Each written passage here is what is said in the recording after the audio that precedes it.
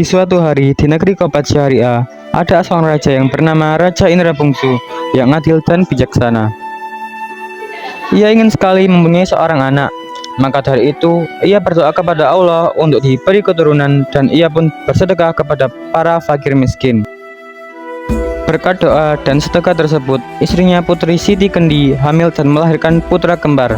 Ia dikaruniai dua putra yang kelak akan menjadi pewarisnya, yakni Syahperi dan Indra Bangsawan. Sejak kecil, kedua anak baginda itu dididik dengan baik. Mereka tumbuh dengan akhlak dan perilaku yang baik.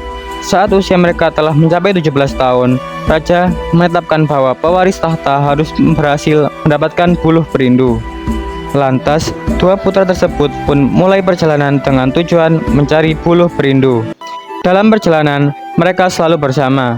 Hingga suatu saat, karena angin topan, hujan lebat, dan awan yang gelap gulita, mereka pun jadi terpisah.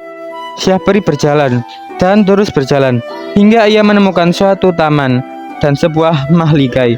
Dalam mahligai itu, Syahperi menemukan sebuah tong sampah yang bergerak-gerak.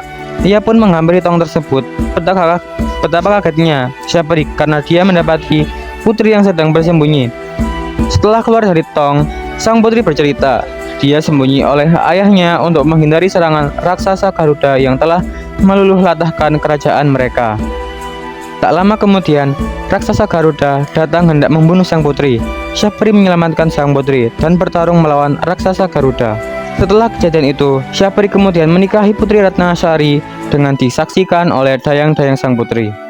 Di lain tempat, Indra Bangsawan menemukan suatu hutan yang cukup luas. Di dalam batang itu terdapat sebuah gua yang dihuni oleh raksasa perempuan.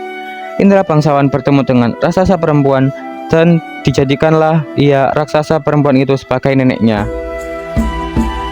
Raksasa tersebut bercerita bahwa Indra Bangsawan sedang berada di negeri antah berantah yang diperintah oleh Raja Kapir, sebuah kerajaan yang akan dihancurkan oleh Buraksa. Raksasa meminta Indra Bangsawan untuk membantu kerajaan tersebut. Raja Kapir akan menyerahkan putrinya, Putri Kamalasari, kepada Buraksa sebagai upeti agar kerajaan itu tidak dihancurkan oleh Buraksa. Raja Kapir berkata, barang siapa yang bisa membunuh Buraksa dan membawa mata serta hidungnya, maka ia akan dinikahkan dengan putriku, Kamalasari.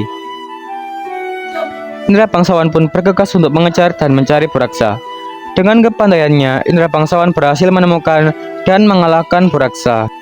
Sesampainya di istana, Indra Bangsawan segera menghadap pada Raja Kapir. Raja Kapir sangat bahagia karena ada orang yang dapat menyelamatkan putrinya. Pada saat itu juga, Putri Kamalasari segera dinikahkan dengan Indra Bangsawan. Indra Bangsawan sudah mendapatkan buluh perindu yang diinginkan oleh ayahnya. Namun tiba-tiba Indra Bangsawan jatuh sakit. Di tempat lain, Syahperi tidak dapat tidur dengan nyenyak dan selalu memimpikan adiknya Indra Bangsawan. Maka berangkatlah ia mencari Indra Bangsawan. Syahperi akhirnya menemukan Indra Bangsawan yang sedang terletak sakit tak berdaya ditemani oleh istrinya. Syahperi lalu berusaha menyembuhkan Indra Bangsawan. Selang beberapa hari, Indra Bangsawan sembuh. Syahperi lantas mengajak Indra Bangsawan dan istrinya untuk kembali ke kerajaan Kopat Syahrial. Baginda Raja Indra Bungsu sangat bahagia melihat kepulangan kedua putrinya yang didampingi juga oleh istrinya. Indra Bangsawan langsung menyerahkan buluh perindu kepada sang ayah. Sang ayah sangat bahagia dan langsung mengangkat Indra Bangsawan sebagai Raja Kopat Syariah. Untuk membalas kebaikan hati kakaknya, Indra Bangsawan memberi Syahperi sebuah batu hikmat yang dapat dimanfaatkan olehnya untuk dijadikan kerajaan lengkap dengan abdi kerajaan, rakyat, dan perlengkapan kerajaan. Akhirnya, kedua kerajaan itu berkembang bersama, saling bahu-membahu dan menciptakan kemakmuran.